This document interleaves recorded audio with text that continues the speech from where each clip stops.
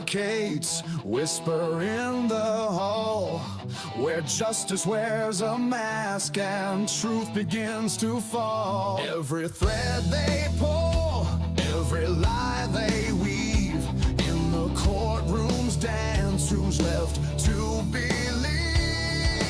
Oh, the devil's in the details, hiding in plain sight, innocent until the gavel steals the light. True crime echoes through the hollow night, fighting injustice with no end. The devil's in the details, hiding in plain sight, innocent until the gavel steals the light.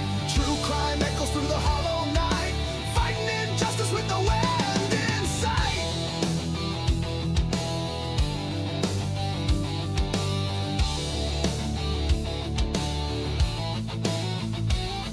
A photograph fades where the truth once stood. Blurred lines between the bad and the good. The scales they tilt with every silver tongue, while the broken cry for a song unsung.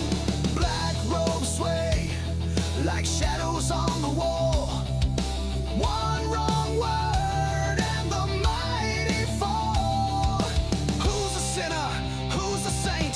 The jury's out, but the verdict's faint. Oh, the devil's in the details, hiding in plain sight, innocent until the gavel steals the light. True crime echoes through the hollow night, fighting injustice with no end. The devil's in the details, hiding in plain sight, innocent until the gavel steals the light. True crime echoes through the hollow night, fighting injustice with no end in sight.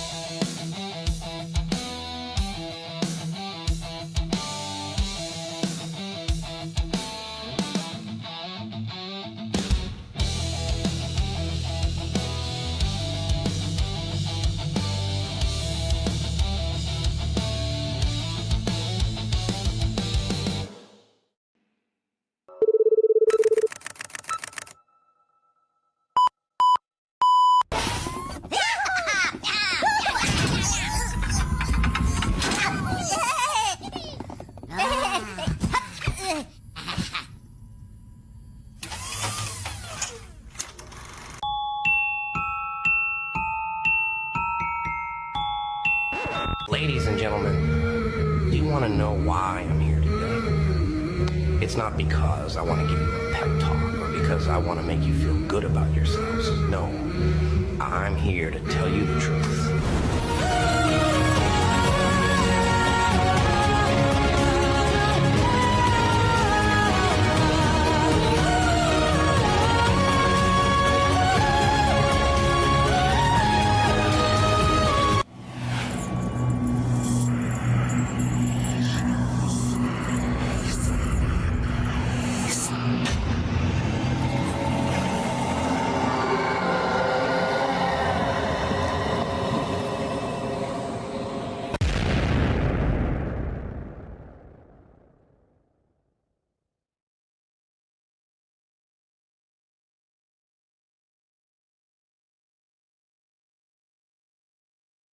Well, hello there, everyone. Drop a 1 in the chat if you can hear me out there. Hopefully you can, and there's no, yay, there's a 1, there's a 1. Thank you, SMA. So, welcome to the Sunday night edition of The Devil's Advocates. Great to have you guys here again. For those of you who may not know, Sundays will typically take off. The man does deserve one night a week to rest his bones and recharge and all that. So you have myself and nice surprise tonight. We have back with us once again our favorite law enforcement guru and all around just panel fave, Mr. 11 will be with us once again. He's feeling better, and so we'll be bringing him up in just a moment here. And it looks like, let's see. Oh, good, good. We have Jason from Estes Crime Maze backstage as well. First, I'm just going to say some hellos here, and please let me know, where are you tuning in from? So looks like we have, of course, our lovely mods. We have Pennywise. We have Amanda B. And let's see who else do we have. Looks like, I'm not sure how to say this one, but uh, Dane Rhineston Garia. I'm so sorry if I'm butchering that, but sorry, that's right. Sorry. I have to put that in my brain here. So we have Star.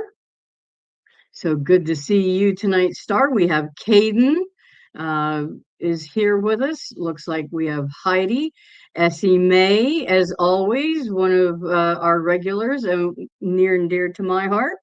Let's see, who else do we have this evening? We have Dina Seitz with us, one of our regulars in here. So, and it looks like we have B. Randy J. We have Queen of Denial, Skullmachi or Skullmaki. I'm not sure which way you pronounce that, but we're glad to see you. You're getting to be a familiar name here in the den.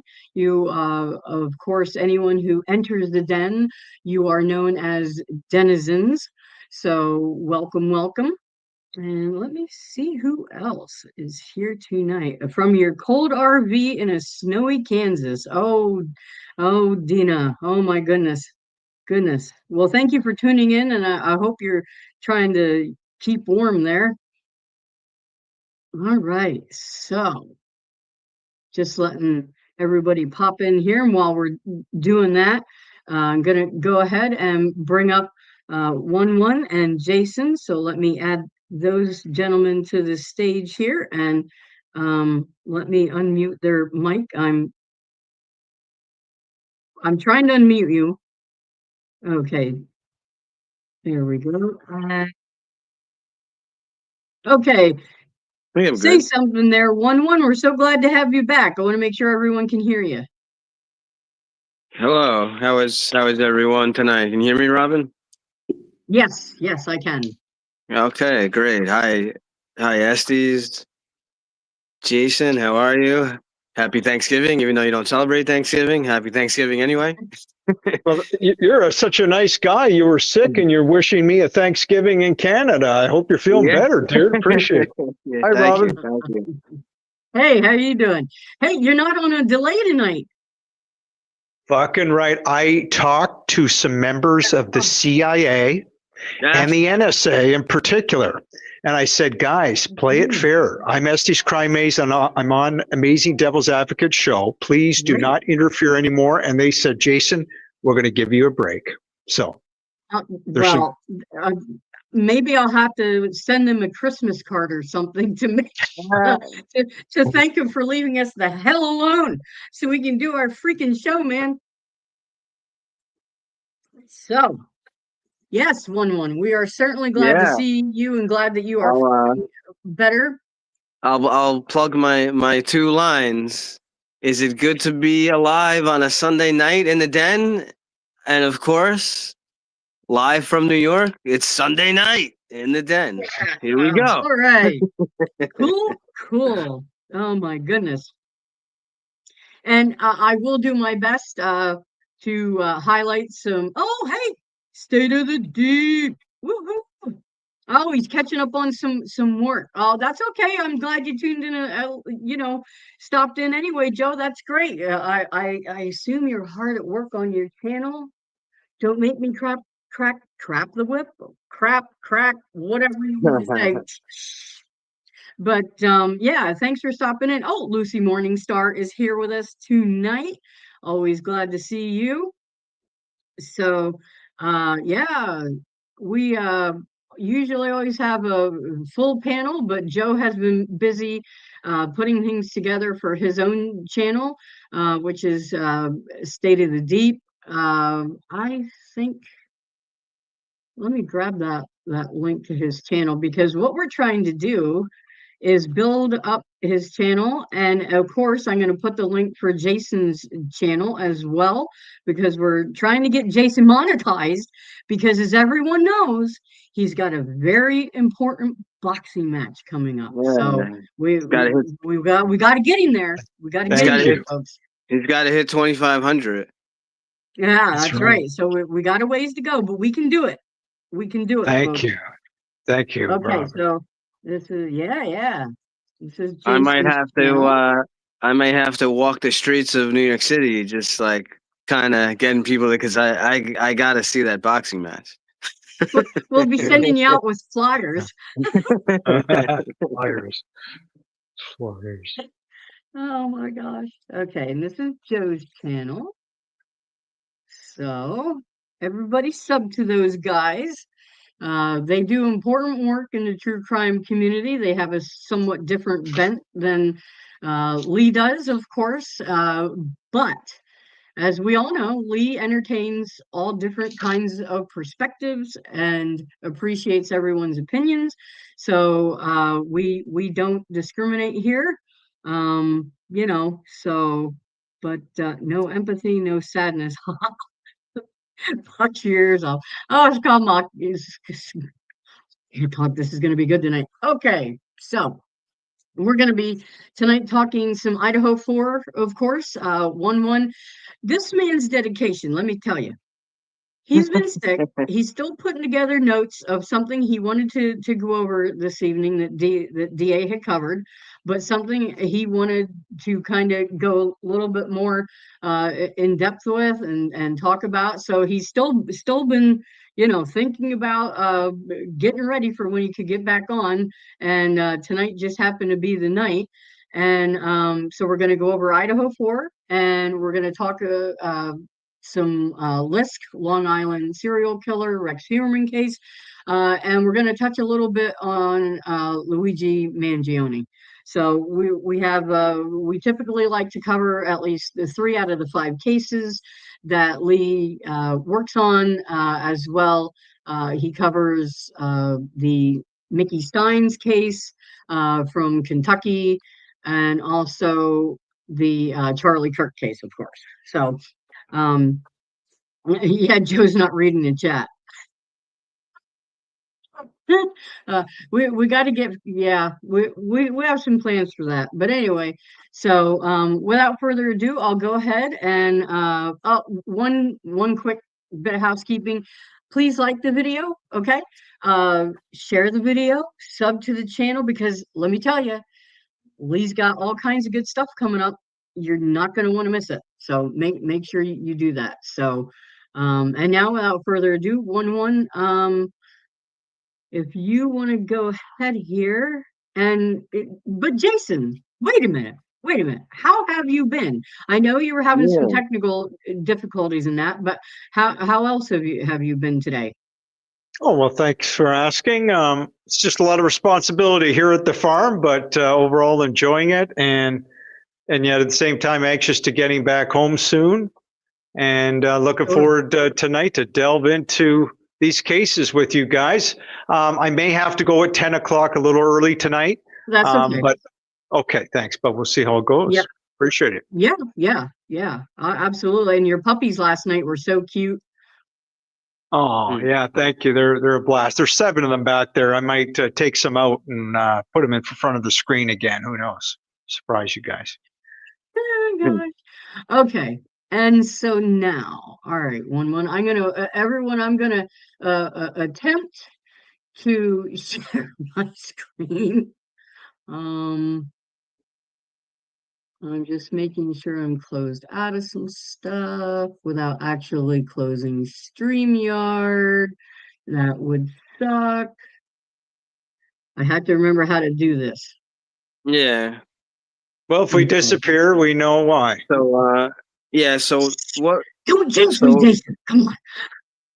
what we're gonna discuss a little bit is basically there's this so there's 2 closed hearings. One was on May 21st, 2025. That one basically has to do with the non-dissemination order and the families and people releasing info and all that nonsense. And then the then there's another closed hearing that was on 5/5 that we'll discuss a little bit later. That's Okay. basically about 18. Let me find it. 18-207, which is the mental health evaluation dispute. So Okay. these were pretty big things.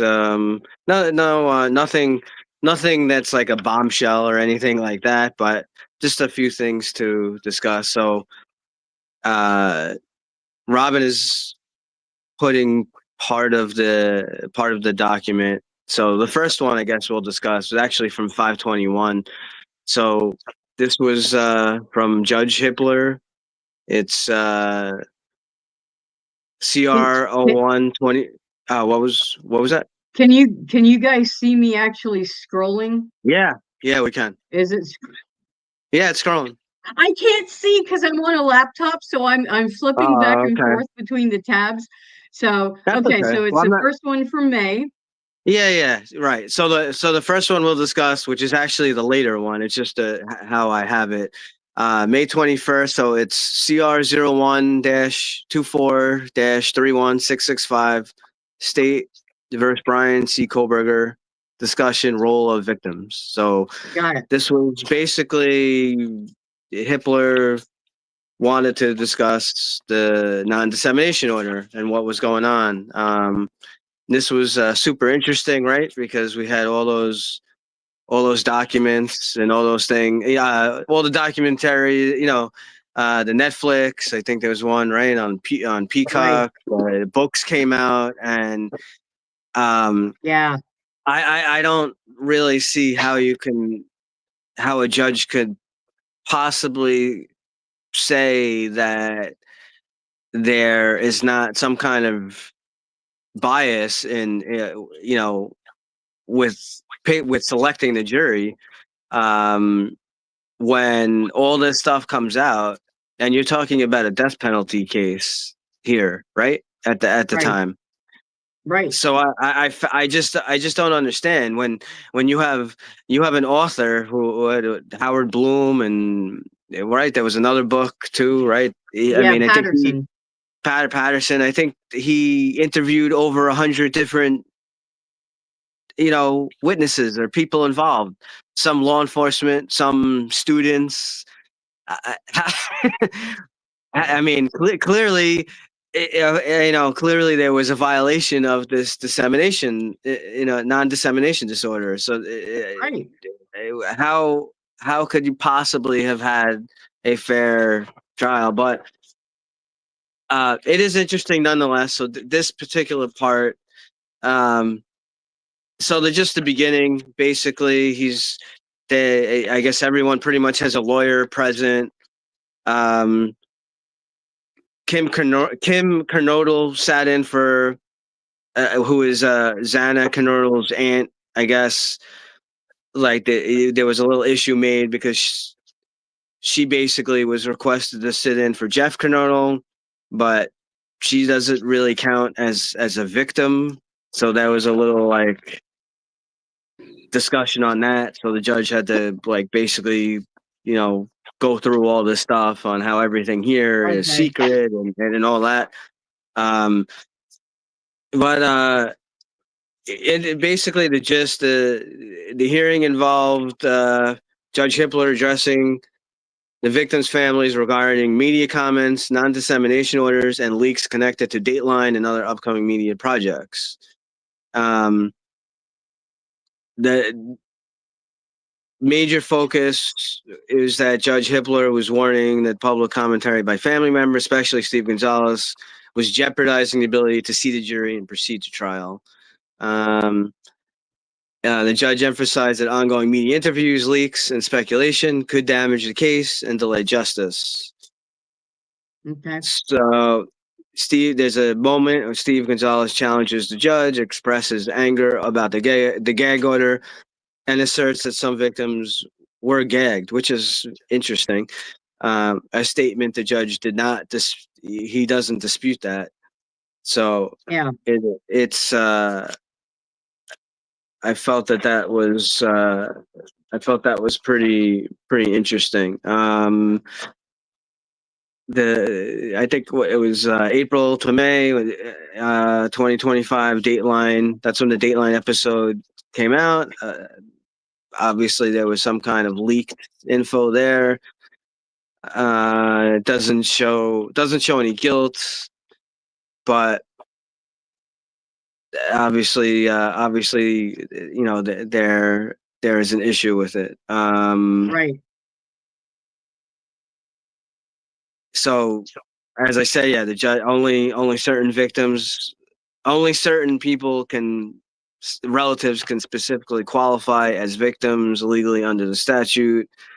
It clarifies it's a sealed hearing. Nothing said can be publicly redistributed. And it's very interesting because this document that we have here, this document got leaked in itself. This hasn't been officially part of the released documents. So it's very interesting that we have a leaked document Right. about it's, why does this stuff happen? Right. You're right.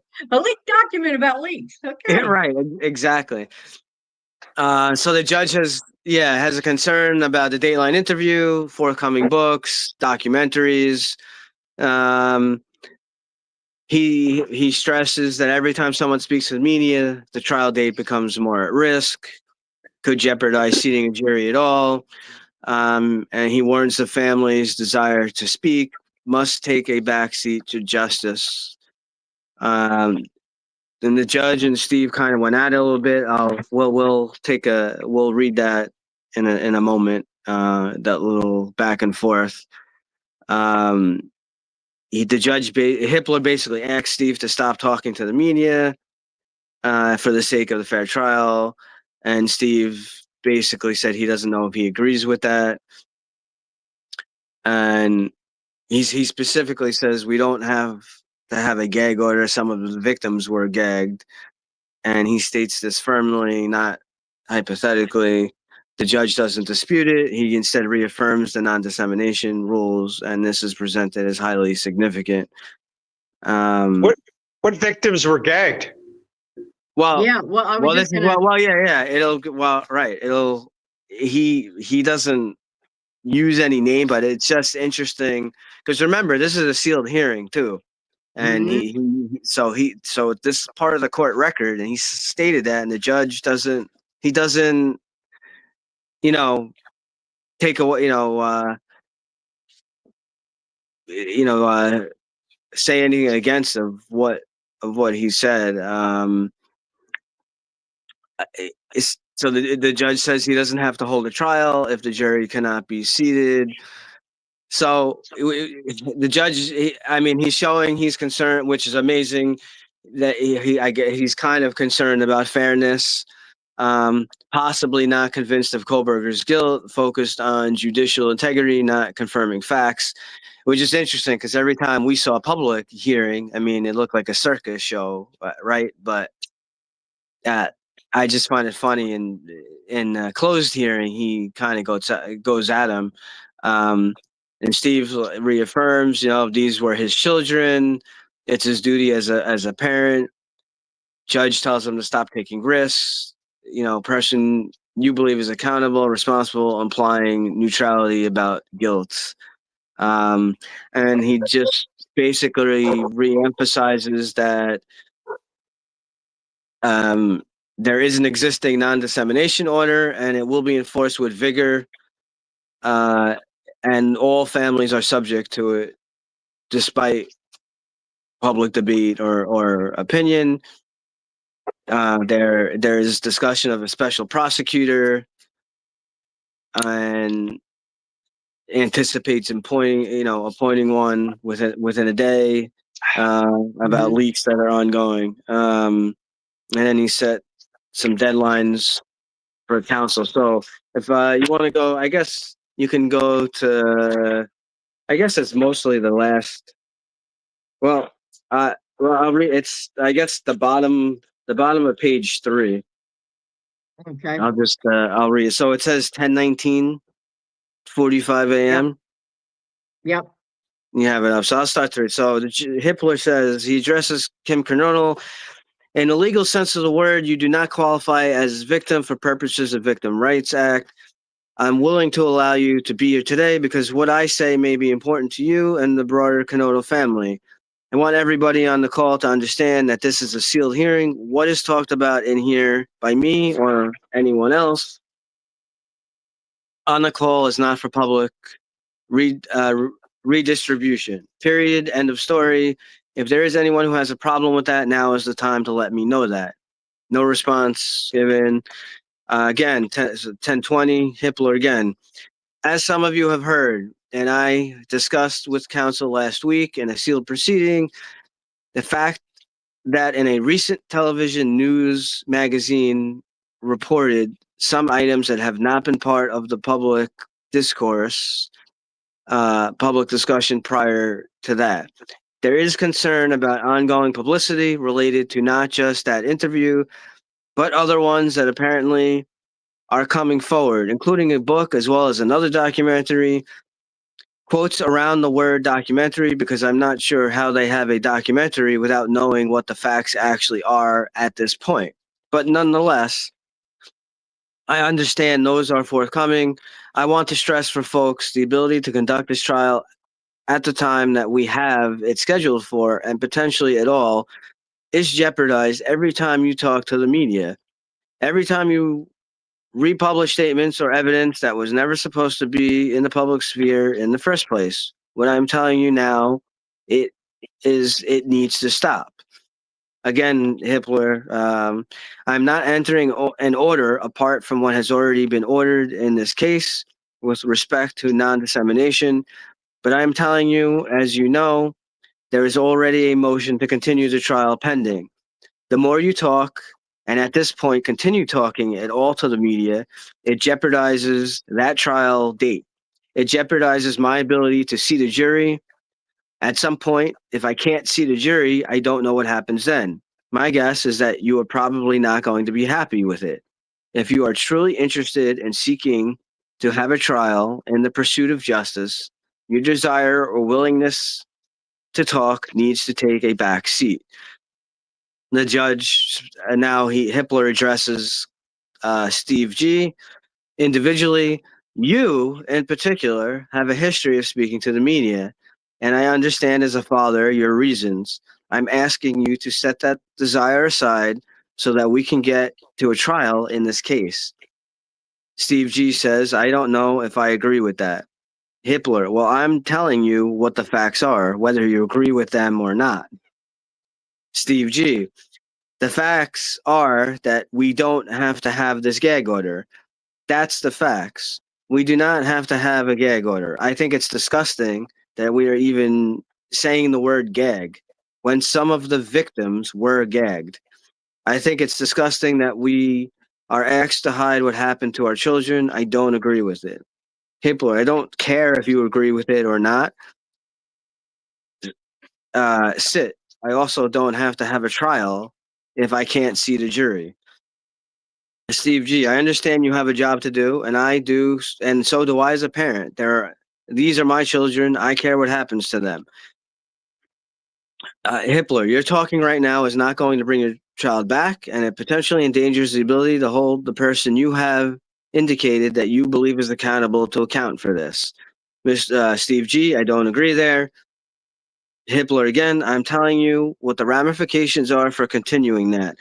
That is what I wanted to share. That's what I wanted you to be aware of. I will enforce the non-dissemination order for any violations, and I will enforce them with vigor. And then it goes on a little bit more, asking about So some we're disclosure and whatnot, and then and they actually, are there any other matters or whatever? So it was an interesting dialogue. It's that Hitler just going right at Steve G. That I, sure, Steve G was in the limelight. Right, I know he was on the news, but what about the other 100 witnesses who gave interviews for these documentaries? Right. They're under gag order too. So what about them? Yeah. It's just It's just an interesting dynamic watching them butt heads, and I'm really not surprised. Um, uh, I will agree with Steve G on the point that to some extent, I think things were too gagged, too sealed. They're yeah, sealing motions to seal the motion, and it was just starting to get sealing to the point that you couldn't even see what they were filing and what motions yeah. they were bringing in. I mean, it was just ridiculous. How do you feel about that exchange, Jason? The only thing I could focus the whole time as you guys were talking when I heard it was Steve G saying I thought when he said gagged, was he not mentioning his daughter, that he was claiming she was gagged, or is the court documents? Yeah.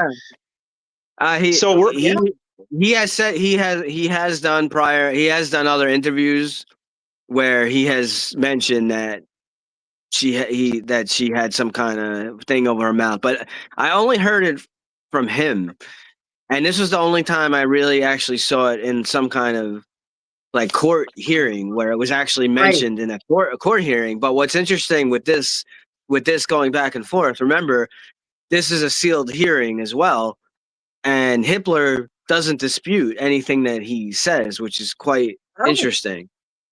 That's astounding to me. He didn't dispute the fact that people have been gagged. Right. Wow. So we're supposed to believe one or more victims were gagged, that Kaylee's nose was busted. I'm saying this with respect here, and that there was like 50 stab wounds in one of the victims, that Aryan Knights or Aryan family or Brian Kohlberger want to mutilate the women's faces. And so we've been asked to believe all that for the last couple of years. I just want to put that out there. I don't believe any of this. It's just too crazy, man. But a lot of people just don't even question that. I don't mean you guys, of course. No. Well, the part that the one thing that, which kind of, I guess, would push me more into the territory of some, of whatever, a theory or of certain things that you have possibly suggested, is this whole nonsense about like even sealing documents. Like, what kind of nonsense is that? Like, you never hear this garbage. That's what I should have asked you on our show, is have you heard that in your police work? No. I mean, you're always going to have, some like certain things, obviously, could be sealed at a time. They're still investigating or whatnot, but sure. Sealing documents. I mean, what are we doing here? It's like, it's like they're making like a puzzle on top of a puzzle on top of a puzzle for no reason, just to create more nonsense and more, look over here, don't look left, look over here, right? And that's where I don't know if I necessarily, like, me personally, if I fully believe it would, that they're all in witness protection, all that, but I definitely see certain things like this with sealing the documents and all this nonsense. It definitely puts it in your realm of theory, like what is going on here, like this. Yeah, and again, they can do all that, apparently, the feds, under some of these codes, U.S. codes law, like U.S. Code 3521, as well, WITSEC. You were seeing it, I think, play out in this sham stage trial or theater, however you want to call it, in a show, or show hearings, I should say. We never saw the actual trial, but Right. Yeah. Okay. You let me know where you want to pick up here, one. Okay, yeah. Can- So now the second part of this, which is a longer document, but I'm not gonna. Uh, yeah, I think this is like 14, 15 pages. I'm not gonna read. I'm not reading each thing that went on, but just so on 5/5. So this actually happened about 15 days before, or 16 days before the other one. This is what they basically call it State versus Brian C. Kohlberger. State's motion for examination of defendant and for extension of time to complete rebuttal penalty phase expert disclosures. This basically is all. This was all about 18-207, which is the mental health evaluation dispute.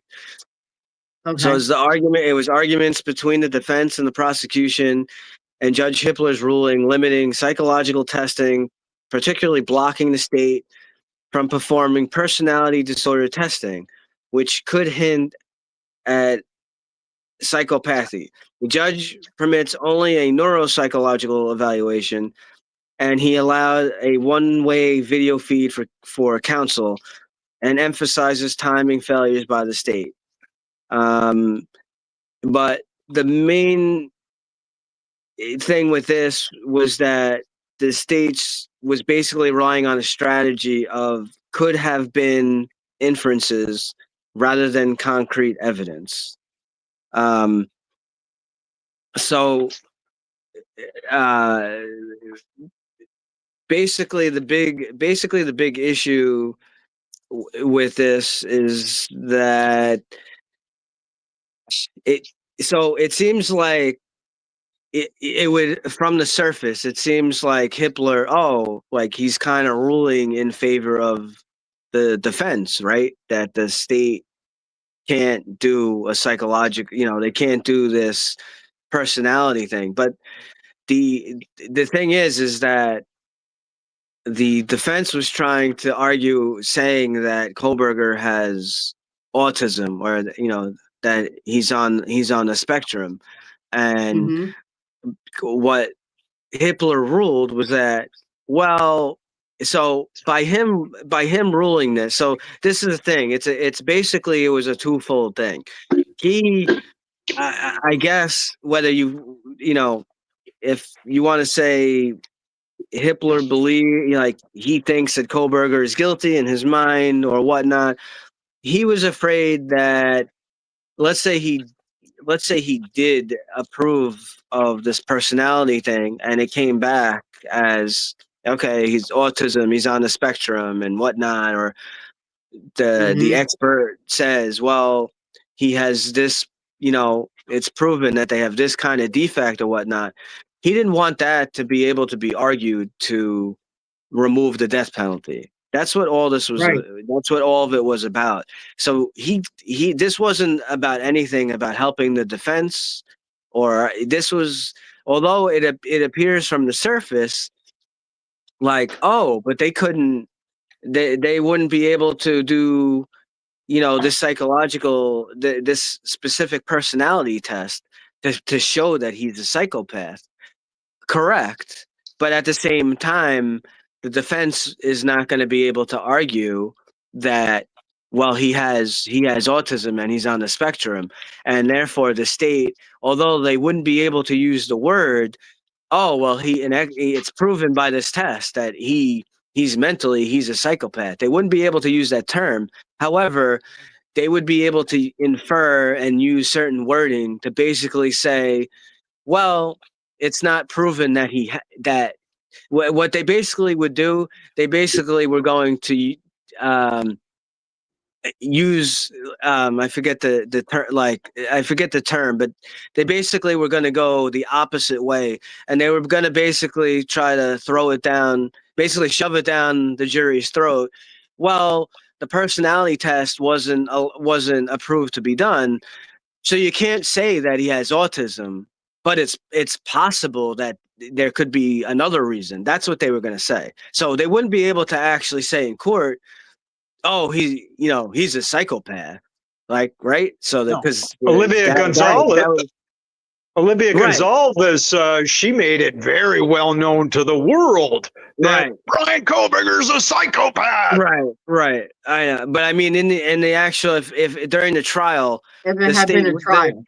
if there had been a trial, the state wouldn't have been able to use that word. However, like I said, how they would have thrown it down the throat, just like how mainstream media, how many times did Nancy Disgrace and Brian Enton and Banfield and all these other clowns. Yep. How many times did they say, "Oh, Kohlberger cleaned his car. Oh, Kohlberger Yeah. threw his garbage out," and it's all been debunked. It's all nonsense. Right. Well, the same thing that the way, like with this, they would have put the seed into the jury's mind.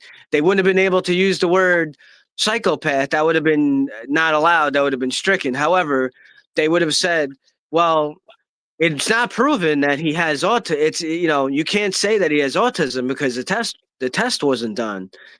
But it could be another reason. So they would have been inferring basically that he is a psychopath without saying it. And it's kind of nonsense. It kind of really, really ridiculous that Hitler, because that's really what it looked like was going to happen. Yeah, So he just the whole thing is he didn't want to be there in the beginning. Okay, the very first words out of his mouth, were essentially, "I don't want to be here." So then he just tried to play, judge, jury and executioner, and wanted to just speed this thing along and get it done and over with as quickly as possible. And it just seemed to me anything he could do to make that happen, he was going to do it. I mean, he saved Ashley Jennings' ass how many times? During hearings. I mean, come on. I still don't understand how that can't be some type of misconduct there. But who's going to do anything about it? That's one of the many questions about this whole thing, So that is. I'm sorry. Did I interrupt you one? No. You don't have to tell me where I'm It's going fine. here. No. It's I mean, that's basically that was the thing. The judge, he was basically trying to lure in the defense of trying to argue. He would try to argue this. The defense said that their experts did not perform personality testing. Reference to childhood behaviors does not justify expanding the scope. And the judge basically argued that if defense claims he's not antisocial, the state should be allowed to test. And the defense basically clarified, saying they will not introduce evidence about personality disorders. However, because Ann Taylor was smart, Ann Taylor knew where this was going. She knew what was happening. So, yeah. But the judge still pushed the idea that testing might be needed. He was afraid of the death penalty getting thrown out. That's why he was really making a big issue out of this. The judge notes legal precedent does not guarantee attorney presence during the psych evals, but he offered a compromise. He said there would be a one-way video feed that counsel could observe. The defense agreed, no objection to general evaluation. However, there was an objection remaining to the personality testing, plus exclusion from the room. The judge confirmed that the 18-207 does give the state certain rights, but not unlimited ones. So the judge was wary that personality testing could create personality disorder findings, which could be misused as aggravating evidence. So, again, he was so afraid that it would come to light that okay, he is far on the spectrum or whatnot, and therefore the death penalty should be thrown out. Yeah. He said the state should have filed earlier. Personality testing risk, confusing mitigation versus aggravation. The judge's reasoning of timing. He said the state should have sought an extension earlier. He was talking about dates and whatnot. He's stressing fairness. His whole big thing about discovery deadlines, when the discovery deadlines were violated left and right, absolutely ridiculous. Yeah. So And I don't both know. judges allowed it. Right. He makes comments about discovery deadlines and then doesn't back it up with anything. You're right. The judge says Hippler said he'll allow a neuropsychological exam by the state. He will not allow a personality disorder testing, which is psychopathy assessments. Personality testing risks become aggravating. He leaves room for the state to argue because personality testing wasn't done. Autism diagnosis may lack validation. Exactly what I just laid out for you before. They cannot directly claim antisocial personality disorder. So he was leaving like the door open. The defense can't claim autism, and the state can't claim that he's a psychopath. But the state would have inferred he was a psychopath. They would have made leading statements and whatnot. He went over, defense can't be in the room. Both parties may view via one-way camera. That's what matches what the defense experts had. It has to be done within 21 days.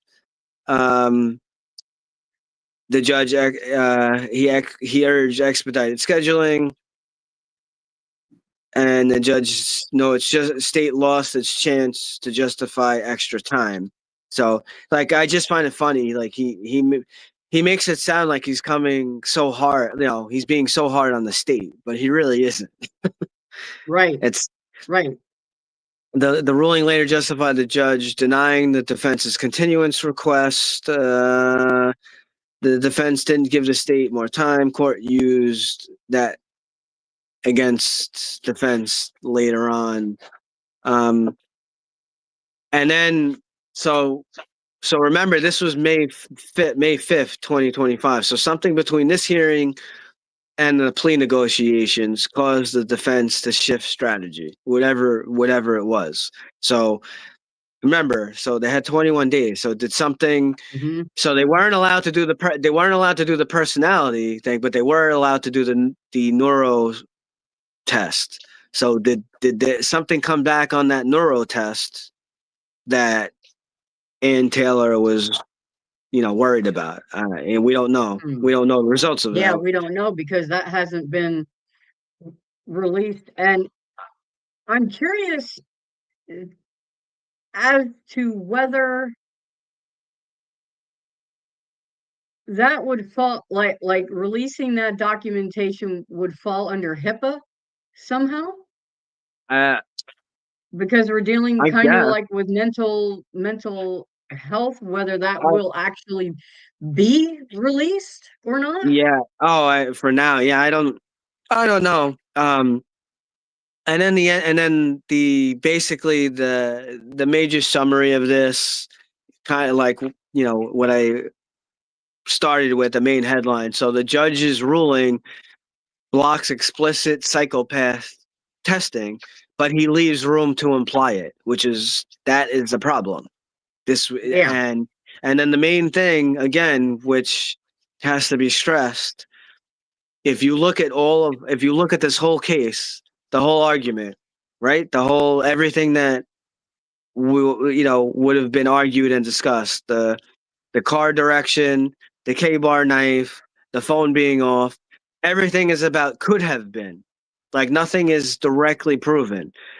We still don't know the direct car direction. And why don't we know the car direction? Because they have Cy Ray and what he's involved with is still under gag order, right? So that is still under gag order. the K-bar knife. People are like, well, what do you mean? He used a gift card from his family's account and he bought a K-bar knife. Okay, but so what does that mean? Did they? There hasn't. I haven't seen any document or anything that said specifically that the K-bar knife that was ordered from Amazon is the direct knife that made all the knife wounds. I didn't see anything that said that. No, Unless I missed it. I didn't see. I I didn't have see a not seen document anything that said like that. that. His phone being off. Again, we've spoken about this many times. Is it awkward that his phone was off? Well, to me, it's not awkward that someone's phone gets turned off. What's awkward is Right. what's the behavior surrounding the phone being off. So now, what do I mean by that? Well, if you're gonna look at like you look at a 6-month period of Kohlberger's phone. Was this the one time in a 6-month period that his phone went off? Still, that's still not enough to me to say convict someone of murder, but that would be something that would be awkward. That would be a behavior trait that's awkward. It's not that his phone went off. It's how often does his phone go off? Like we're not getting any info about that. No. Does his phone go off? Does he turn his phone off a few times a week? Or not? Like Right. that's the important thing. That it's the behavior. Right. It's the behavior behind his phone going off, not just that his phone went off. I know, like mainstream media, you want to just believe, he turned his phone off at 2:30. He left his apartment. He turned his phone off. He's trying to hide something. He's guilty. No, that's what mainstream media says. That doesn't mean, that means that's bullshit. That means does this happen once a week?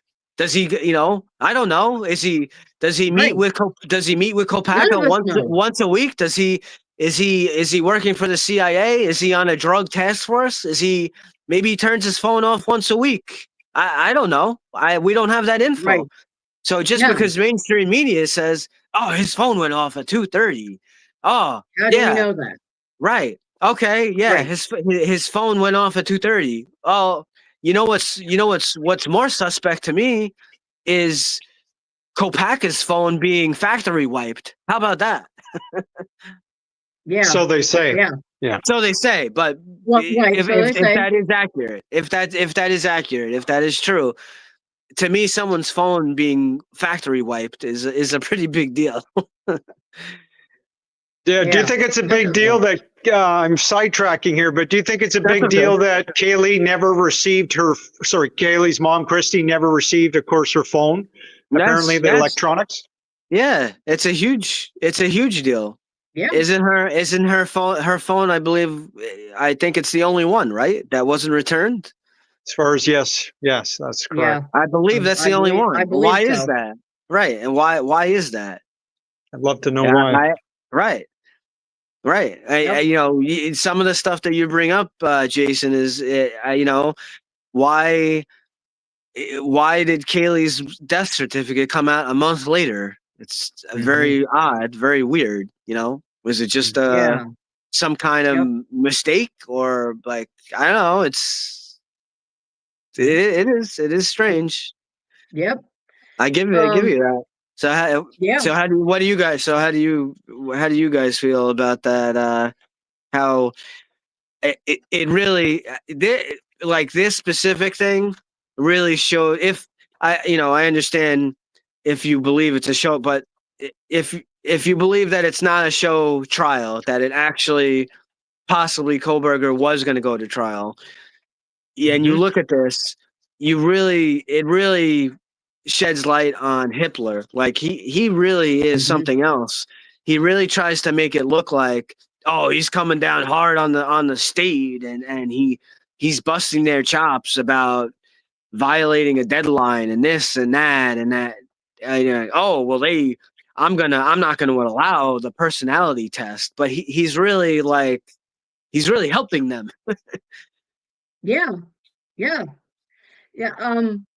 And to that, I know you were asking Jason about how he felt about, this. So I'm gonna let him go ahead and answer that.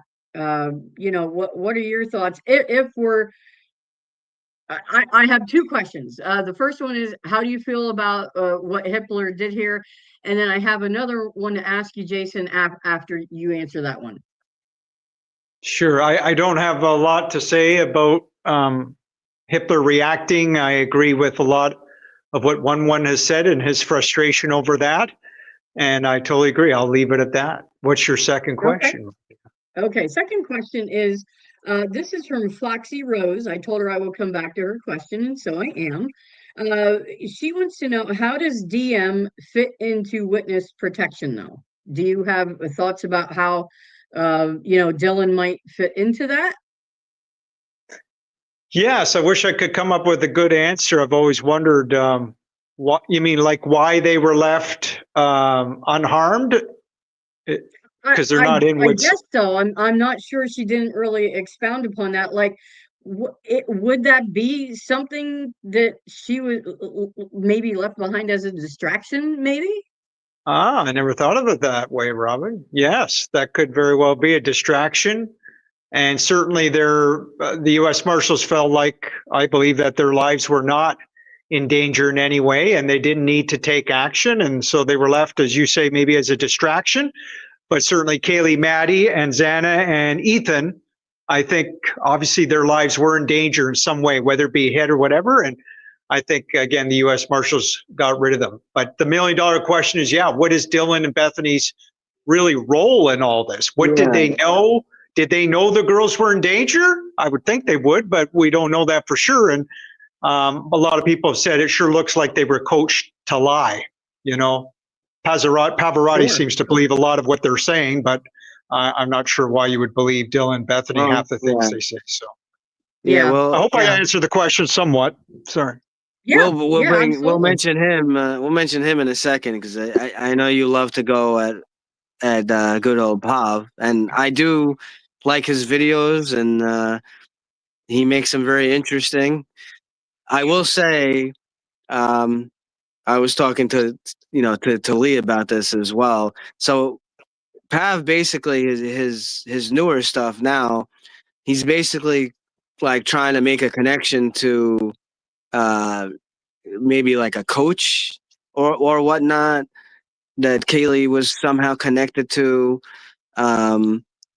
But I find it funny that he just I don't know what it is that he's willing to go down the path that a coach could be possibly involved, that she babysat for some coach, or maybe there was some kind of other relation, but he won't go down the path that maybe there's some people connected to a frat or whatnot that had anything to do with anything.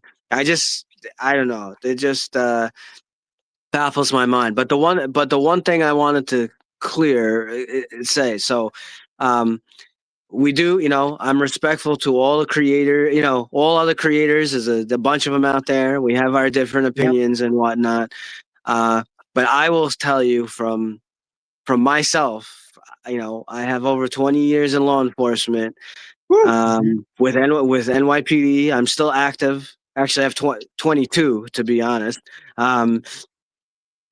I don't understand. So here's the thing: when you have some kind of crime, so we'll put in, obviously in this case, a homicide, right?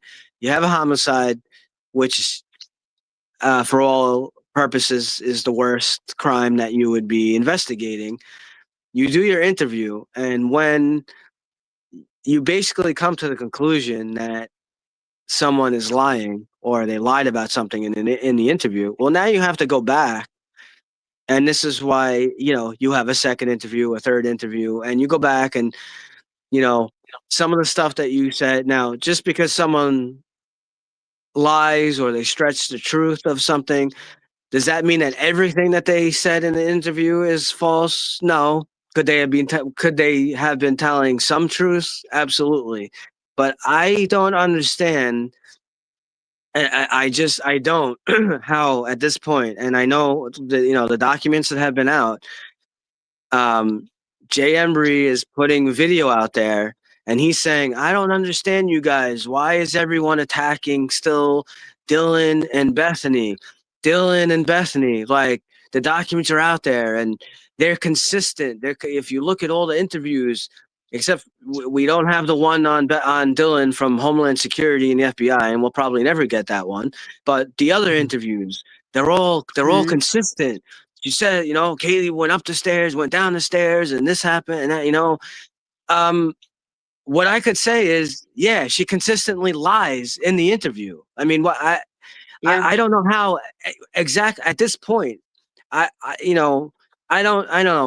don't know what his background is, but from my background, absolutely. As we get more info and more stuff comes out, if we're going to believe that whatever report and whatever autopsy info, medical info is actually accurate and authentic, and it's not dummied.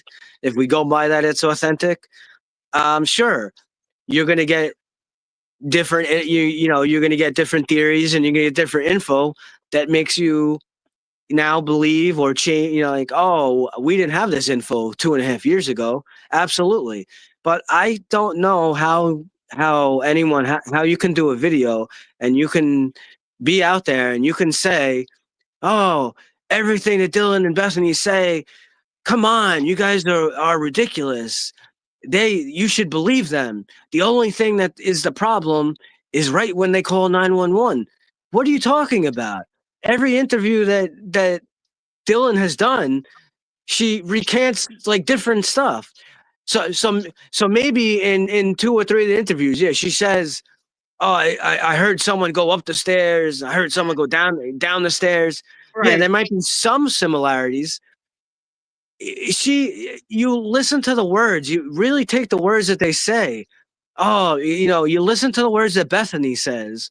They had walls of paper. You could hear everything through the walls, right? Right. Listen to the 1112 camera, whether it's Murphy or it's some other dog down the street, whatever. If we can't confirm it's Murphy or not, there's a dog barking, right? We all hear a dog barking. Right. We hear other noises at 3, a little, like, what, a minute after Molly gets in front of the house, we hear some weird, like, noises and stuff, right? So we hear all Right. those noises. We hear those noises that loud on the 1112 camera.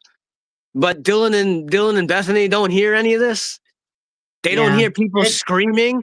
Like, all Dylan remembers. Oh, I remember Kaylee I think she was dancing and laughing with Murphy and went up the Yeah. stairs, and There's oh, I'm here. I'm here to help. You would have heard these people screaming, like mhm. Oh, blood yeah. curdling Absolutely. screams. Like, what do you? Right. I You would think. they are right. They're Would clearly lying. It's clearly lying. Obviously, you know, I don't know. I don't know what the deal is with Bethany. Dylan is going by that. You know, I don't believe Dylan was there the whole time. My personal thing, if that she was there during the homicide, I don't believe she was there after the atrocity happened. I believe she left. I don't believe she was. The smell of those bodies, and the door was left wide open. We were in like the middle of November. It would have been freezing in that house. The smell, it would have been unbearable. There's no way I believe that Dylan just sat in the bedroom and we know that they weren't sleeping, right? We know that right. because they were on their We know phone. that. So Yep. Bethany, I don't know what Bethany did. She was out of there right away. Dylan, I believe, whatever her role was, if she was somehow involved in the cleanup or something, but I don't believe maybe she left with Bethany at 4:30, because I do believe This that is Hunter Chapin went over there at 4:30 because his truck was, the SUV was there. We know it was there. mm, I do believe that he came over at 4:30. Do I think he had anything to do with the murders? No. Maybe he didn't know everything that went on, or whatnot. I don't know, but I do right. believe he went at It's 4:30 to get Bethany. Dylan right. is kind of the That oddball. could be. I'm not sure. Maybe she left with him, or maybe she left with her good old boyfriend Quinn there too. Who the Well, hell knows? so right, and that's the problem. We have too many variables. But to Someone, I was say, trying to right. find it, made Go ahead. Go someone ahead. made a yeah, oh no, someone made a comment about what would, like, say that they weren't there, what would their charges be? Well, if they left like right before it all went down. Well, it just depends. Were they involved in any kind of, and understand this is speculation, people. Okay, we're doing a little bit of speculation here. We're not accusing anyone of anything. Oh, wait a minute. We Sorry, lost you, now you're back. Okay, I there you keep go. pressing the wrong. I keep We're not pressing the accusing wrong button. anyone. Yeah, we're not accusing anyone. This is just speculation. And it's a good legal question. What would their charges be? Well, that would depend if they were involved in anything, any kind of planning. Okay, that's conspiracy. Maybe, Yeah, you can still accessory to be part of the murder. Right. crime and not even, be there, but if you Conspiracy. were Right. right part of There's the a planning, right? conspiracy to commit murder. There's all kinds of stuff. Right. Right. So we don't really have any way of knowing that. Um, as far as what a charge would be, depending on whether it could be proven at this point that they, had any involvement at all in it, in anything. So, as with much with this case, there's just so many variables, and I guess that's why, for me personally, I'm not totally married to any one theory. I have my own theory that I'm still kind of working out, but and do I think I'm right? No, full disclosure, I'm relatively new to uh true crime. My lovely fiance Essie, she's the true crime buff. And I'm talking, we're 54, and she's been a true crime buff since high school. So but So so I'm having fun with developing this theory while developing it with the facts that we have, with a little speculation thrown in. At some point, I'll reveal that whenever that might be appropriate, but I'm not quite there yet. But you know, so so but I'll address a comment here. So again, Robin didn't say it in the beginning, but you guys have to be respectful. L Price 2826. what's going You on? you can have your own. You can have your own opinion. That's fine. I do work for NYPD, and that it has been verified by Devil's Many Advocate times. Lee. He actually met with me here, and we went shooting at a shooting range with fellow NYPD officers. So I don't really have to explain myself to you, but No, you have to be respectful. So that's I don't right. I know. didn't I see don't that know comment. why. Yeah, Sorry, that's Lon. okay. I don't know why. I don't know why you want to question what I have to say. You could have a difference in opinion on what I'm saying, but I'm not gonna have you. I'm not gonna allow you to stay here to question uh, No, what I actually do for a living. So no. That is, um we value differences of opinion here on this channel, but we do not allow trolling. We don't allow defaming, and we do not allow disrespect, towards panelists, guests, and the other members of the denizens. So Right.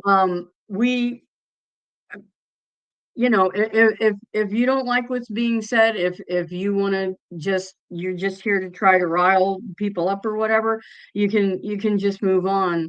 We have a graded approach here. Your first offense, so to speak, you'll be timed out for 5 minutes. If you can't, come back and be a little bit more well behaved, you'll get timed out again. If it happens Yeah. again, we So explore maybe, other options. yeah. But So L Price, I'm not, but you're talking about, I'm asking. Oh, well, I don't know. Maybe you're new to the room, whatever. But before you make assumptions and you just make statements, you should ask a question, and then when you get the answer, then you take it from there. So my capacity right now, I'm actually a lieutenant, and I work in Brooklyn.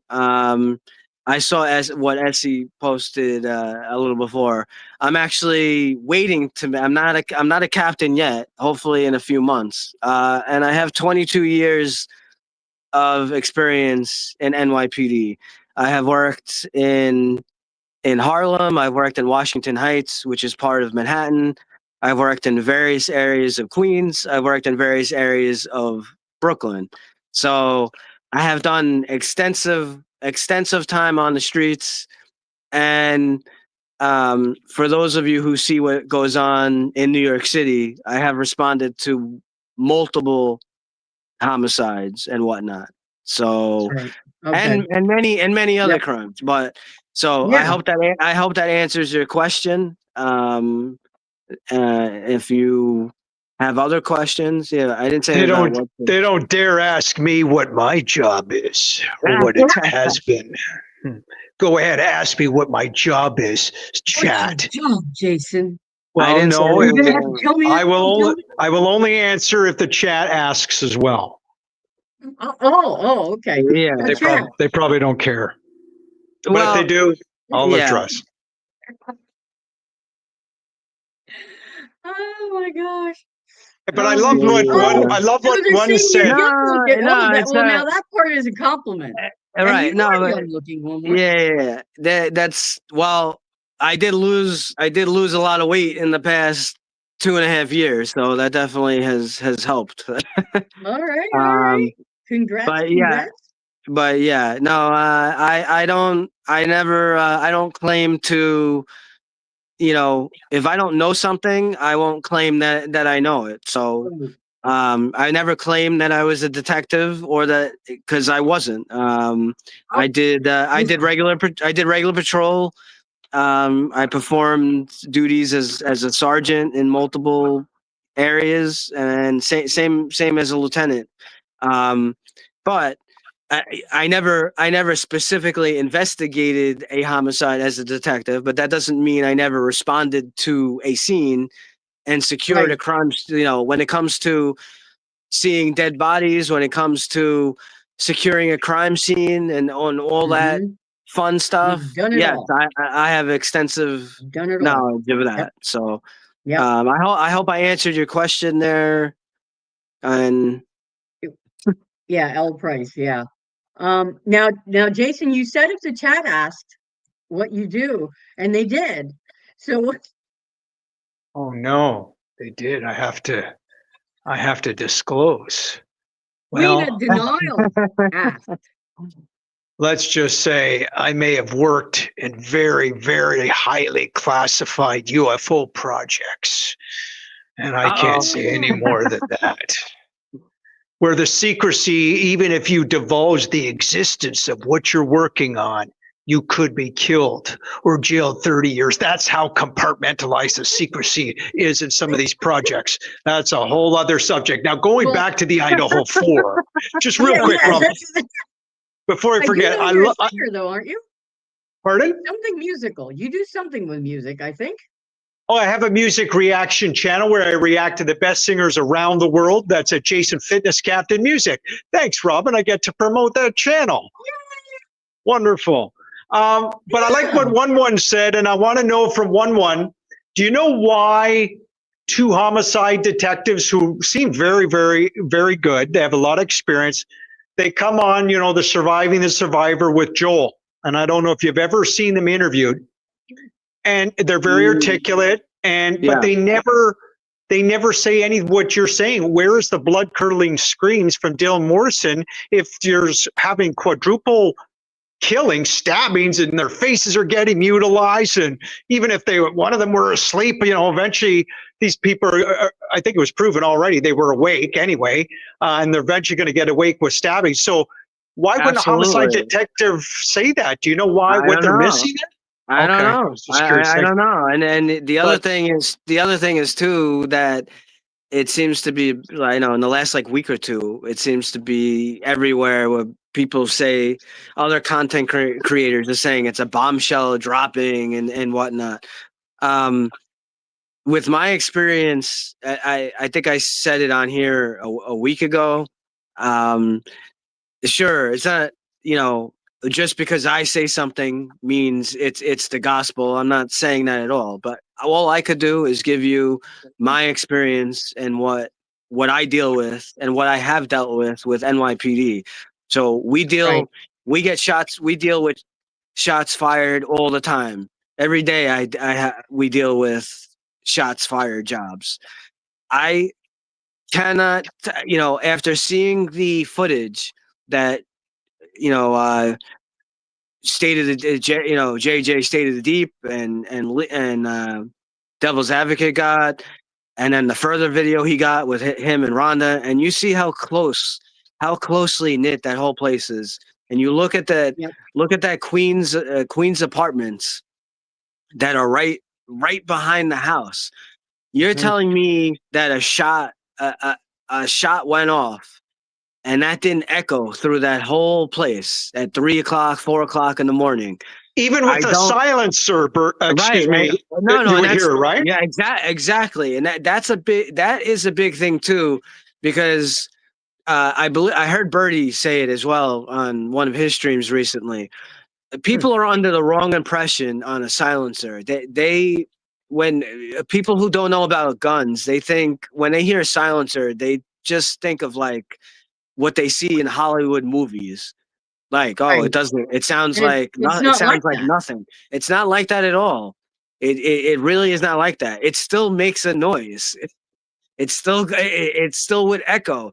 And there is nothing that you could do to convince me that a gunshot went off at 2 o'clock, 1 o'clock, 2 o'clock, 3 o'clock, 4 o'clock in the morning, and you did not have not even one 911 call. I mean, look at what I think people looked it up. There was a 911 call on 11/13 that there's no report, and it's on the other side of town. And what was it? It was from a party. It was a party going on, right? Yeah. Well, there were other parties going on around 11/22 as well. There were parties that were going on, right? The frat there was the party that Xana and and Ethan came from. There were multiple parties going on. Well, right. You're telling me that a gunshot went off and there's not one 911 call, not one. I don't believe it. From my experience, from what I see, we get, in the middle of the night, we get a 911, what sounds to be a shot. And sometimes it is. Sometimes there are shots that go off. Sure. We'll get 3, 4, 5 calls. And sometimes we'll find shell casings, or we'll find, sometimes it could be the, a muffler from a car or something. It happens. Right. We do have a shot spotter. I know they don't have shot spotter in Moscow, or they didn't at that time. But there's no way that I will believe that. I know the whole big thing now is that, Kaylee was shot in the face, and that they had to make it look like that, so they removed the evidence from her face, and they just, messed up her face to hide the evidence. That's a likely you know, a likely theory. That's great to hide the bullet. You wanna do that, but you're still not going to be able to hide the noise. You're not going to Right. be able to hide the noise. There's just not with the way it. You know, maybe if it was kind of a different area, if it was more, you know, more a little more rural, if it was more further out. But Right. And all those people, and I believe the custody queens made a point too. With like one of them said she wasn't in a sorority, but she played soccer, and she's like, yeah, some of those apartments you could have like multiple people living in, you know, in like one room, or you know, one or two rooms. right. There were tons of people there. There's no way I believe that a shot went off and not one person called 911. I'm sorry. I'm going to just put for those of you who have not seen Lee's daylight footage of that area, I'm going to drop it in the chat and you can go and you can watch it. It is eye-opening. I mean, okay, I'm a singer and so All I right. understand a lot about acoustics. And Yes. when you have the shape of that neighborhood and where that house is, what was Right. the embankment that led up to that upper parking lot, and then all the buildings behind it, the noise from a gunshot, even say if it had a silencer, would have been tremendous. Right. So, Right. and I put the link there in the chat so that when you guys get time, if you have not seen that footage, please go watch it. It will give you um, a whole new appreciation for how small that area was, how small a lot of the buildings are there, how close in proximity these buildings are to one another. Really, truly, if you have not seen that video, watch it, and you will have a whole new appreciation of the size of that area and why it is very difficult to believe that there were gunshots like in that residence or even right outside the residence. Now that's not saying that whoever committed these murders did not have a gun and did not use it for purposes of restraint to keep people in line. That Right. it's not Right. That's a saying good that point. Right. there Right. was not a gun there whatsoever. We're saying that, uh, in our way of thinking, that a gun was not fired. A gun did not actually go off. Right. So, Again, Uh, Pavarotti solved the case. We're trying to still catch yeah. up to I Pavarotti. He said know, that, dang it. right? He said, to your point, a gun was involved, or he didn't use those words, but he's saying it was involved because he said, basically, he's believing what Steve G said. But he's sorry. My point is, He's pretty much saying Pavarotti. it now, though. His Yes, latest. he Yeah, said. he's saying it Hold on. now. He said a gun was Yeah. used bashing. He thinks Kaylee's nose and broke her nose. I mean. Yeah. Oh, that Pav, he's something else. But believe it if you want. I don't. That's all. That's all I'm saying. Yeah. Well, and like we said, we appreciate all creators. We're not Yes. Yeah. hating Yes. anyone. That's, Yeah, right, but right. Listen, it's, but listen, right. What I could say real quick about Pav. So I make it clear, I'm not attacking Pav. no, I'm Questions. clarifying. I have questions and I have a difference of opinion than him. I see I don't see Dylan and Bethany being all of a sudden, oh, everything they said is true up to the 911 call. No, I still say they're saying a lot of horse shit. I still don't believe most of what they're saying. And you know what I will give credit to Pav for is at least he seems like he's being open to some other theories and to some other stuff. So right. I Well, know not that real, not really. I would disagree well, with you on that because I'm challenging him. If if he's I know. open-minded, like he says he is, then you Right. talk about an extraction removal operation, or allow somebody like myself to talk about it, and us that we talk about trying to connect those dots to see if that's a real possibility. And somebody like him doesn't want to go there, apparently. And that's all I'm saying. Right. It's all good. Right. That's his prerogative as far as and That's why you I got know, a challenge for him: boxing match Yeah. and interview. there Yeah. you go. There you go. Okay. All right. So I think we're gonna move on from Idaho 4. I know Lee likes us to touch on a little bit more than just that, because he has 5 cases in total, 4 other ones besides that one. And I did just want to talk a little bit about the Long Island serial killer case, or LISK, Rex Human. I want to put another link to a video that Lee just did this past week on Shannon Gilbert. As some of you know, he has developed a good relationship with John Ray, who uh, is the longtime family attorney for the Shannon Gilbert family. And so this video that he did is just tremendous, because John Ray recently sent him some new information concerning Peter Hackett, Dr. Peter Hackett. John Ray is in the process of kind of going after Dr. Hackett to get the truth from him, as far as what his role in this whole thing was. So let me just stick that in the chat here. Oh, you know what? I should really just stop sharing this thing here. Yeah, you could take that then. Excuse me, Robin. I have to split. I wish I'd get into the case with you guys, but next time, hopefully you wait for me and you guys knock it out of the park. You're doing great. Have a great night, and All thanks right, for you too. inviting me on. Thank Yeah. you, Robin. All right. All Take right. the care, best. Have a good Jason. night. Take You care. guys are the best. Thank you. Will. You too. Thanks. Bye.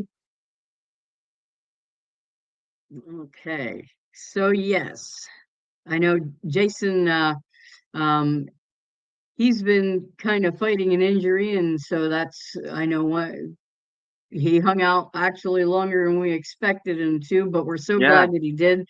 We miss our whole panel when you guys aren't here. I mean, we're so used to everyone being here, but we shall carry on. And so this video is just incredible, because for years John Ray fought Suffolk County Police for, first off, for the 911 call, okay, from that night, which he finally got, and then he had to fight for permission to actually release it. And so finally, we're going to get to hear, not just snippets of it. We do get to hear in Lee's video the full 911 call. And it's a little too long to play here right now. Right. But the link is, I put the link in the chat, and you'll be able to go watch that video in its entirety. And it's just, incredible. Yeah. And It's but amazing. in his video, Shannon's final night was not calm. In the 911 call, they try to say, or not the 911 call, the police try to say that she doesn't sound distressed in any way, and that's complete bupkis. It's I mean, yeah. They are trying to kill me. Yeah, I mean, literally, they They are are trying to kill me. they are trying to Not kill he, me. right? Not he, they. So we've got more than one person after her. Um, you know, And you know what's very interesting about what they showed with that too, what Lee showed with that info that he got from John Ray. Well, who was that Who was the neighbor? What was the neighbor's name that said that he let her in the house? I forget his Oh my name. gosh, his name just Essie. His name just went right out of my head. I'm always That's so terrible. bad. I can see the guy. I can see the guy. Yeah, Right. his story changes Yeah. So from his thing no, is not the super. doctor. Oh my No, God. no, not the doctor. It's the guy who said Galletti? it's Oh my gosh. something like that. Joe Coletti. Joe Coletti. Thank you, Joe Essie. Coletti. Yeah, That he's guy. been yeah, His thing is a key piece because he was definitely so much covering for the yeah. doctor. It's unbelievable. Yeah, Now, because they're best friends. They're best right, friends. they were best friends. So I could tell you from my take, and I'm in agreement with kind of what Lee said, what I took when I heard, and then seeing his interview, what he gave. So Galletti, so what he basically says is that he says that Shannon came to his house and she was distraught and said someone was trying to get her or whatever, Mhm. and she caught and he let her in the house and he calls 911. That is Right, not what happened at all. That is clearly not what happened. right, What First off, he doesn't call 911 until after she leaves. And right.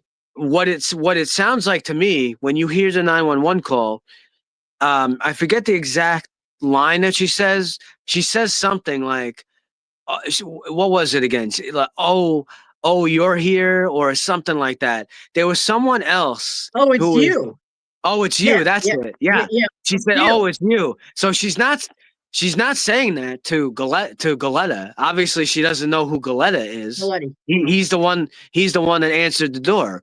So there's someone else who's in that place. Now, who is it? Is it maybe it's Rex Horman? Maybe who knows? But there's someone else that she recognized who was with him that alarmed her, and that's why she ran off. Yeah, she says, "Are you a part of this?" You're right. Yeah. So, but yeah, and so his story doesn't add up as Nope. far as what actually happened versus his story. You know, And then I so find it, and the then I timelines find provided, yeah.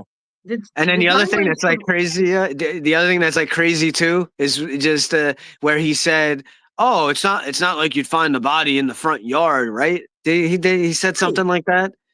right, and then he tried to tell the police that she headed one way, she went one way, and Right, she actually was found in a completely different direction. So right, there was right, that. right. Where was the camera from the guard shack? Where I mean, it got written over. Apparently, they Yeah, never collected that to our knowledge. no, no, and there would So have been no, and there would have been there would have been other video, but wasn't the doctor was on he's on like the committee or whatever for the yeah, association. the AO, Right, housing association. right. So Yeah, that could have been easily manipulated yeah, before anyone even knew there was anything wrong. right. And that's this is all stuff that Lee lays out in that video, and of course, he does it so well. And the search radius was limited early on, even though she stayed in the community for quite a while. I mean, she's running around the neighborhood. She's running around. So why did they limit the search area so much? Yeah, I mean, I that makes know. that makes absolutely no sense to me.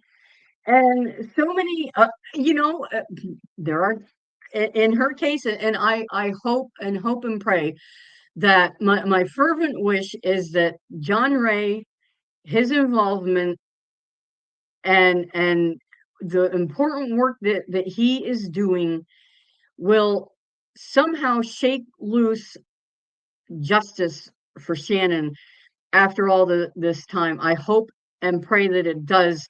The other sad part of that, though, is that her mom didn't Right.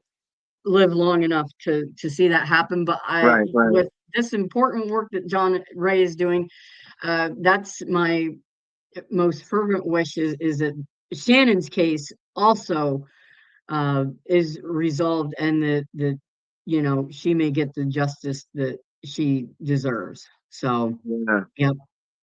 So, but so that video link, please go watch that video. It's just absolutely incredible. Yeah. And It's the other, a long video, but well worth your it is, time. but it's worth it. Even Yeah. if you break it up into chunks, believe me, it is Yeah. worth it. I mean, it's just incredible. And then the last thing I wanted to touch on, before we maybe get to some questions, um, in the chat, if you guys have any questions, if we can answer them, we will. If not, we'll take that as homework Yeah. and we'll work on it and come back, and answer your questions. So for those of you who follow the Luigi Mangione case, Lee will be covering that a lot this week because the suppression hearings start tomorrow.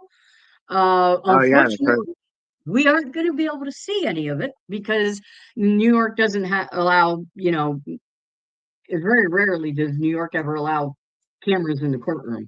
unfortunately. But Lee has a specific news outlet that he follows. It's like unbiased. So he's going to be following that throughout, the hearings and reporting in on that. I do know he is also trying to line up some few things with Ali Benaventos, who is of course following that case very closely. So I know they may hopefully be able to get together on that and present some stuff. So that's going to be exciting. Uh, Luigi is a young, good-looking guy. He's captured many hearts. He's also, there's of course various theories. Was he directly involved? Was he the alleged shooter? Was he a decoy? Was he never there? Completely innocent? And again, there's a lot of different scenarios that could be. My personal feeling is that he is involved perhaps somehow. I don't believe he was the shooter. I don't think he was anywhere near that hotel that day.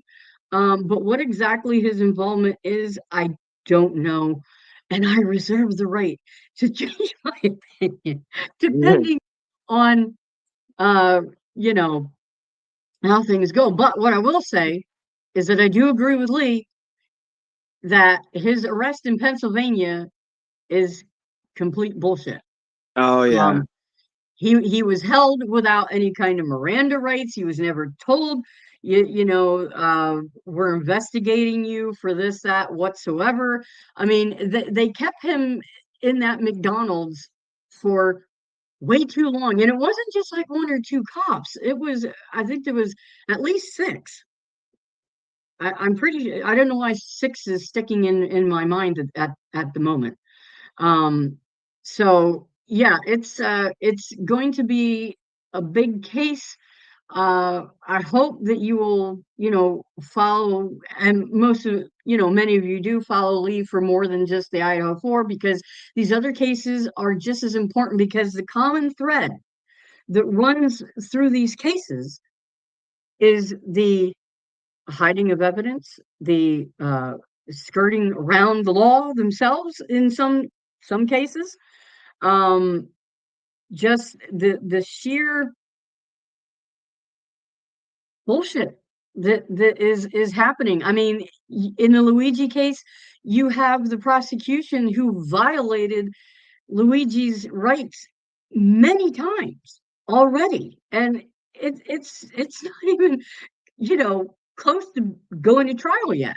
Yeah. And so that's a common theme in these cases. And Jason and Joe, they would be very happy to hear me to say that a lot of this is why there are many people who do believe that these are psyops or cover-ups.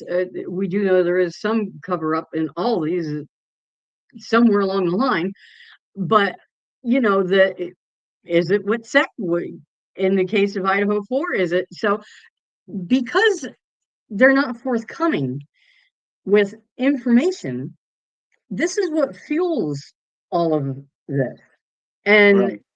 I just wish, and I, it's channels like Lee and like Lana and Phoenix and Birdie, and I mean just all these different creators that aren't falling into the trap of the mainstream media.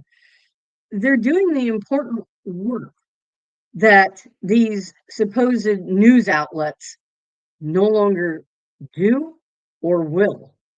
So it's kind of like up to these creators and all of us, the public at large, to be asking questions Right. to Right. call out the bullshit in the lies. Right. So um, and with that, we can't thank you guys enough for coming out. There's 55 people still here hanging out with us. It's been wonderful as always, guys.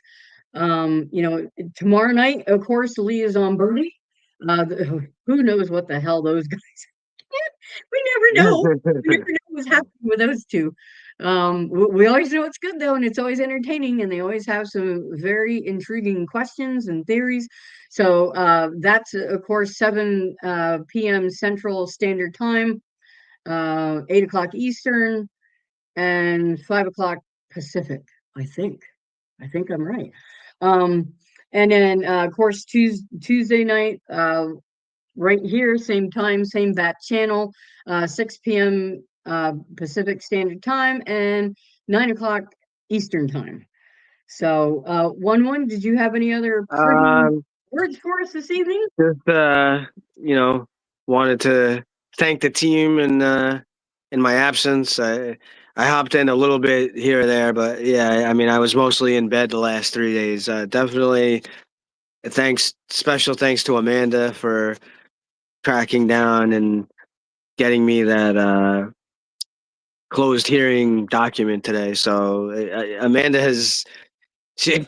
I'm almost thinking that Amanda is a vampire. She really does. She does a lot to help me at times. I almost feel bad about asking her a question because anytime Amanda is amazing. anytime I ask like Yep. for help, she never tells me no. So No. I just wanted to send my gratitude to Amanda and Yeah. to our whole team. I saw all the messages that you guys send, Penny and everyone else. Um, Unfortunately, I did get sick, but I'm back now and We're raring to so go. glad that So you are back. So glad that you are back. And you're right. We do have a great team. We have, Amanda, as everybody knows, she does a lot of our graphics. She's helping Lee overhaul. That website looks freaking awesome. Oh yeah, my God. So it does. And, we have Penny. She does a lot of logistics type things and so forth. Cat Farm does amazing, amazing songs. And, Marie, she helps out with a lot of the like Luigi documents and stuff like that. And so we do have a tremendous team, and it's all because we believe in Lee's mission. yeah, And so, and as well, the denizens, we couldn't do this without you guys. We couldn't do this without you guys. You know, your support each and every day means the world. So I hope each and every one of you have a wonderful evening. And again, tune in for Lee over on Birdie's channel. We'll be live streaming it here too. You know that they always co-stream. So come on out tomorrow night, and then Tuesday back here with, of course, the man in charge will be here himself. So I hope everyone has a great night. Good night, guys.